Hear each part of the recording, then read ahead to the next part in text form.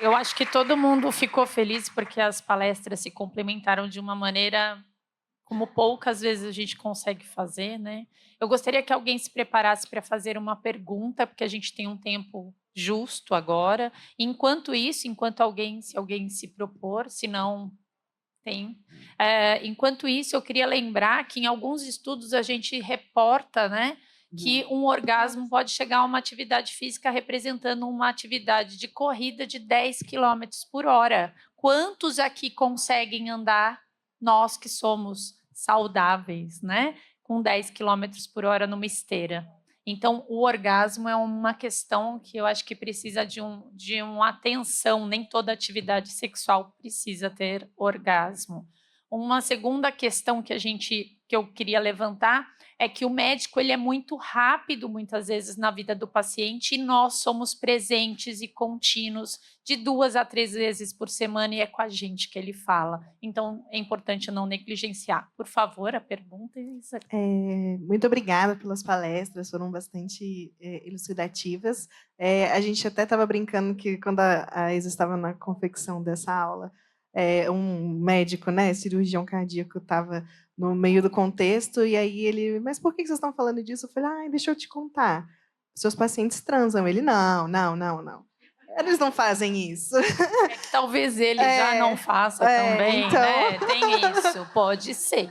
então fica assim, né? Fica visível como que isso não é uma coisa presente, né, no olhar do médico para esse paciente. Eu só queria tirar uma dúvida, porque na American Heart Association ele coloca que a gente deve orientar a postura passiva, no intuito de orientar a postura com menor gasto energético e que a pessoa não assuma não seja o ser ativo da atividade sexual, ou seja, ela não vai ditar o ritmo da atividade sexual, né? Mas não coloca isso como uma questão de penetração ou não, né? Então, o passivo não significa ser penetrado e o ativo penetração. Só para entender se é isso mesmo, né? Se a composição do ativo e passivo é essa, né? De o ser ativo em termos de esforço durante o sexo e do ritmo da atividade e não da penetração. Eu acredito que está muito voltado para o gasto energético mesmo. Então, lá na diretriz ele coloca mesmo o indivíduo passivo é o indivíduo que fica embaixo, tem o menor gasto energético. É independente de ser penetração ou não. Então, é baseado em gasto energético. Então, o indivíduo que fica na posição matrimonial, na posição papai e mamãe, o indivíduo acometido pela doença cardiovascular, ele deve ser passivo, ou seja, ficar na posição de baixo, mas não tem a ver, não tem correlação com a penetração, com o ato de penetrar, e sim com uma redução do gasto energético, para que seja mais seguro, tá? Como a Camila colocou agora, para que a atividade sexual seja considerada um exercício de moderada intensidade, o gasto energético não pode passar de 5 metros. Então, se pendurar no lustre com parceira extraconjugal, esse gasto energético chega a 10 metros rápido, né? E para o paciente cardiopata já não é tão seguro, né? Então, é isso que é colocado na diretriz. O parceiro habitual nem sempre é o matrimonial. Um porém aí, só para lembrar. Bom, gente, complementando, só lembrando que o orgasmo, ele dura de 3 a 5 segundos, tá? A caminhada geralmente é mais, tudo bem? Então, eu acho que a gente precisa desbravar o mundo da sexualidade ainda, muito além, até pelos mitos e os tabus, né? Até pelo fato de penetração ou não penetração, porque ainda a relação sexual, ela é machista, né? Ela é penetrativa, independente das relações com quem eu me relaciono, tá bom? Sim, a gente precisa pensar o seguinte, tudo isso que foi falado, ou é falado, ele serve muito para as disfunções vasculares.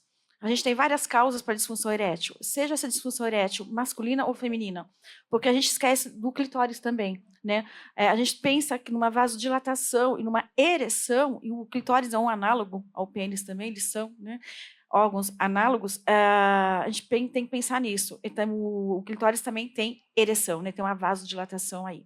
Mas eu acho que, independente disso, da fisiologia, independente de várias coisas, a gente aqui é um marco, né? É o início de tantas coisas que a gente precisa fazer ainda. A gente vê o quanto que a gente é pequeno, o quanto que a gente precisa estudar ainda. Mas, independente de ser passivo ou ativo, eu acho que a gente precisa pensar muito com o nosso paciente o que a gente sempre levanta a bandeira na sexualidade. É o resgate da intimidade, consigo e com o outro, com a parceria, tá? Claro que os artigos vão trazer para a gente com a parceria fixa. Eu gosto de falar muito de parceria. Na sexualidade, a gente não fala mais parceiro, a gente fala parceria, que depende com quem você se relaciona. Hoje eu posso me relacionar com o sexo feminino, masculino, e amanhã não, tá? Então, a gente utiliza muito parceria. É claro que uma coisa é você se transar com uma Lamborghini, outra coisa é você transar, né, com o dia a dia, né, com o meu motor 1000 que eu tenho em casa, né?